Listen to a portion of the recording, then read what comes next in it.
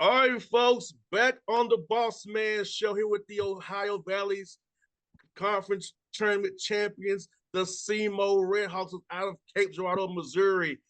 Hey, Coach Korn, Brad, what's up, brother? How you doing, man? Good to talk to you again after a couple of years.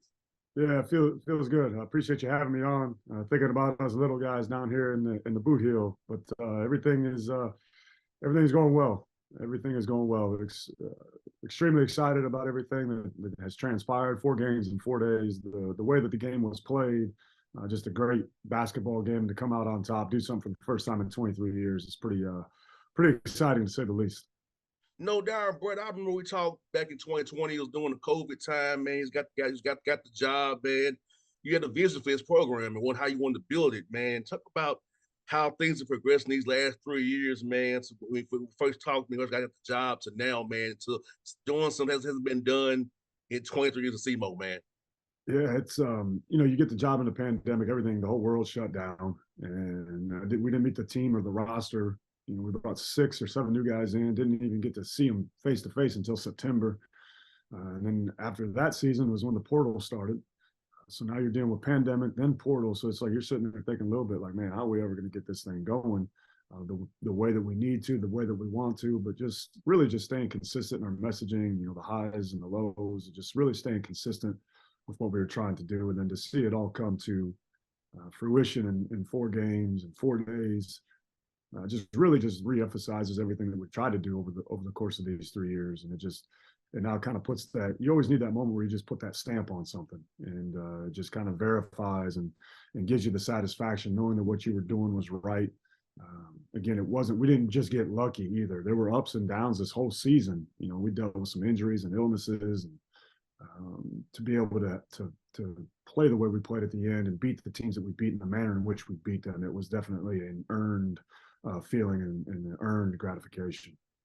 And speaking of that earned feeling, man, because let's be real, you lost 5 of your last 7 games for the Yeah. tournament, man. And that's a tough thing for a team to deal with. So I want to ask you, first of all, before you all got to the tournament, what was the mindset? Because it was been a tough stretch for you. You lost 5 out of 7 and go on this run of winning 4 in 4 days. What was that those days before going to Evansville like for you guys to kind of refocus and recenter things and say, hey, we can do this 1 game at a time? Yeah, so it's again, you have the ups and the downs of a season. We lost 7 straight at one point in the non-con as well. It's just we could never get our head above water again to our illness and injury, kind of what we went through. But again, that's what makes you prepared for the Ohio Valley Conference tournament to win 4 games in 4 days of all that you went through. So before 5 out of 7, we lost. We got beat at the buzzer, and then we kind of had a hangover coming back home against Morehead State, and they beat us at home. And so then that was part of that stretch. But then we really played about as good a basketball as we played all season long. We beat Eastern Illinois at home, and then we beat Southern Indiana at home before we lost 2 straight heading into the conference tournament. So just right when I thought we were getting through the rough patch and we turned it around and we're going to be playing our best basketball, we're going to go win at Lindenwood, we're going to go win at SIU, we're going to have this 4-game win streak heading in the conference tournament. That's what you're thinking as a coach, and it didn't happen that way.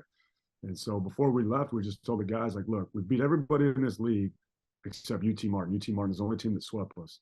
And so we just said, if you don't believe that we can go win 4 games in 4 days, if you're not going to pack for 4 days, don't get on the bus.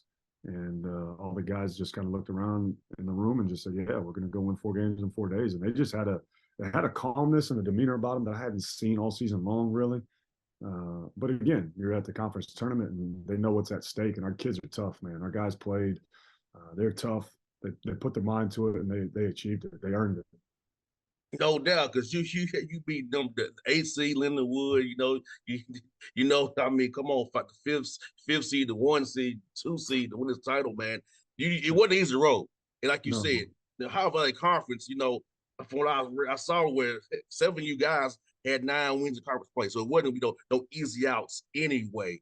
But to get that done, it just feel more for them what you've been through, injuries, illness, adversity, and to it comes together at the right time in Evansville. Yeah. That's to be testament to the hard work you put in all year long. Yeah, and again, I think that's the thing. People, obviously, you get caught up in the moments of championships and those surreal moments, but you coach for the journey. That's why we coach, is the journey and seeing people through to the other side and just keep on. It's such a long season. You can never get too high or too low. Whether you win 7 straight or you lose 7 straight, our approach really stayed the same. There's more colorful words used in those 7-game losing streaks, but we never got brand new. We never tried to reinvent ourselves. We just had to be a better version of ourselves, and I think that's what our guys were able to do and really understood. You hear it sometimes a lot in sports, like, oh, well, they needed to lose before they played. I don't know if that's necessarily the case, but I think it does wake you up. It does give you a sense of, because winning hides all your flaws. I don't care who or what you are. When you win, you feel good, and as you should. So it's, winning hides all your flaws, and losing exposes them all. And we got exposed the last week of the season. And then, to our kids' credit, we're able to cover those things back up with winning and understanding what was going to prevent us from reaching our ultimate goal. No doubt, Brad. I feel like the fans understand this. In OVC, it's a possession game. It's not like talent. It's intangibles. It's loose ball, free throw blockouts. It's a closeout here. It's, it's a tilt ball here, deflection here. The games are razor thin. I don't think fans understand that, hey, every night it's a battle. And those little things that not in the box score per se, they all add up to equating to a win or a loss on a given night in OVC and in college basketball period right now. So much parity as it is right now in college basketball. Yeah, I think you look at everybody, like all these. That's why it's March Madness. Everything comes down to like the last possession. And again, people get hung up on a shot, but to your point, there's a whole lot that goes into possessions in the basketball game before that final shot. And so again, we're all result-based driven. The microwave society, and it's all the other things that lead up to it. And not only that, it's really just where your mind's at too. How's the locker room? What's the temperature of the locker room? What's the spirit of the team? All those things matter. And when the team really gets together on their own for themselves, that's when you can really make something special happen. I think that happened with our guys. They all got together in the locker room before and said, look, this is the mission we're on, and nothing's going to stop us from doing this. And ultimately it showed out. No doubt. And I feel like this, Brad, this as well, coaching as well. Experience in playing close games, whether you win them or lose them, is only gained by playing live games.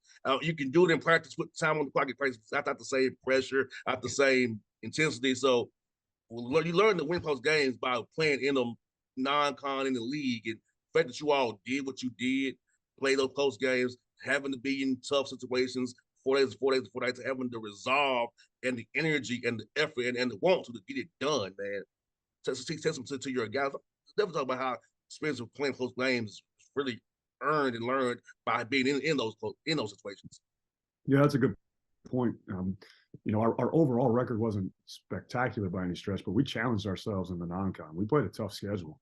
The league passed a rule that we could play 4 non-Division I opponents this year, and we chose to only play 2. And a lot of people in the league chose to play 4.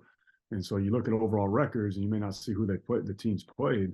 And so it just gives you 2 extra wins. And so if we had 2 extra wins and minus 2 extra losses, our overall record heading in the conference tournament would have been like 17-14 or 18-13. You think, oh, we have a real 19-15 record, is what I'm saying. And so to your point, losing close games against Bradley, winning at South Florida, getting beat by 30 at Iowa, and losing a 2-point game to SIU, and winning close games, losing close games to UC Davis, who's almost going to win 20 games in an MTE. So all of those games, I really do feel help prepare us. And I think that even though we dealt with a lot of injuries and illnesses, worse and more so than the COVID year, it prepared us because it allowed us to develop the bench as well. So guys were able to get minutes that they probably wouldn't have otherwise got. And now guys were able to step up in that conference tournament. Israel Barnes, a 5th-year senior, played 4 games, the best he's played on both sides of the ball season long. Josh Early had a double-double against Tennessee State. And Evan Ursher, a freshman, came in and had a huge game in the conference tournament. So you need all of your people and all your pieces, especially 4 games in 4 days. But I think that our schedule in the non-con really built us up for that moment, and none of it was too big. No, now talk about Chris Harris, Brad, Trinity MVP. I was the sports scorer for you guys as well. Talk about what he's meant to you these past, having him on your roster, man, and what he's meant to his teammates on and off the court, man. Yeah, you know what? It's really a cool story because he was here before under Coach Ray, And so when we came into the pandemic again, he had got hurt that season, the last year with Coach Ray, and so he didn't get to pick me. So so to speak, he was already here. He chose to stay throughout all the stuff. He chose to stay. He got his undergrad. He's going to get his master's degree. So kind of see the evolution of his game and the process of what we try to do in this program. He really kind of epitomizes all of that, of what's right about college basketball, what's right about college basketball at this level. It wasn't always easy seeing Chris through to the end. And again, it was developing that relationship of trust and everything else that we're going to see it through. And for him to get his 1,000-point on senior night, to be tournament MVP, to be leading us to an NCAA tournament, to go along with Philip Russell, those two guys get a lot of the credit, rightfully so. But to have a 6-year senior be able to do it, because that's a lot about what we talked about and how we were going to build this program. And so to see it happen that way, it's really, really reaffirming. And like I said before, kind of gives you that stamp of approval of like, yes, this is how we can run this program. I want to ask you about Philip Russell. I saw he played really well for you too. His contribution is very key to your team as well. About what he's done for you as well, Coach Korn. He's just he's a dynamic player. Everything that he makes up in or lacks in stature as far as being 6'3" or all this and that, he makes up for in heart and determination and passion. He plays with an edge. Sometimes it gets him in a little bit of trouble, but he's just a competitor. He plays. There's not a lot he can't do. He can create on his own. He can create his own shot. He can create for others. He was top 2 in scoring and assists this season in the Ohio Valley Conference. He really is kind of our engine that goes. He gets us going. He's a one-man press break. He can defend his position. He's got a high basketball IQ. So there's really not a whole lot that he can't do. And he's a dynamic player for us. And just to be able to have guys like that, to be able to he makes my job so much easier because he can do a lot, and Chris can do a lot. And so all I have to do is try to just manage and put us in the right situations. And then those guys go out there and just play, and their talent takes over. No doubt. And for you, man, how have you managed this week? I know you all won on Saturday night, man. So how's it been trying to stay sharp, but also not get some rest at the same time for you guys after playing 4 games in 4 days? Yeah, we actually just went back to the court yesterday for the first time. Just a long layoff, and we got a guy, Quan Smart, who had started for us that didn't play in the championship, dealing with a little nagging injury. He's kind of day to day. So again, obviously we're off Sunday, Monday, just with the recovery process. Got back to the weights and stretching and all that on Tuesday, getting them moving again, getting the body going again. And then Wednesday we hit the court for about an hour, and we'll do the same thing today of just getting up and down, staying sharp. And then we got to have a real good practice. We got to have a real good practice tomorrow. But again, it's that fine line. I don't want to do too much, but at the same time, we got to stay sharp because it's a long layoff. You're talking 10 days between games. So again, we got to get a little bit of that competition, a little bit of that body banging going on, but not too much because again, we've got to be able to. Everybody needs to be able to. We have to have all hands on deck, for the NCAA tournament. So it's that fine line. But I think our guys they show that they're ultra competitive. They'll be ready for the moment. So we just got to make sure we stay sharp. That's one for you, Brad. Tell us about the event you have on Saturday, on Sunday, the watch party. Tell me about that. How special it's going to be to have all your fans to cheer you all as you see your name called on Sunday doing that show, man. Yeah, I'm excited about it. I really think the community is going to show up. They've been waiting and starving for a championship men's basketball team. We finally have that now. So it's really an opportunity for me. We had a great little home court all season long. We draw as one of the better teams in the league. So I think our community, our region really understands it and wants it. So I'm hoping that they come out. And that's the beautiful thing about March Madness. I mean, we're going to have CBS here doing a live feed. We all find out at the same time. There's no insider information that I know or our team is going to know before it pops up on that screen. So to be able to capture those moments and be able to capture them with your community and your university and have everybody, because it takes everybody to do it, especially at this level.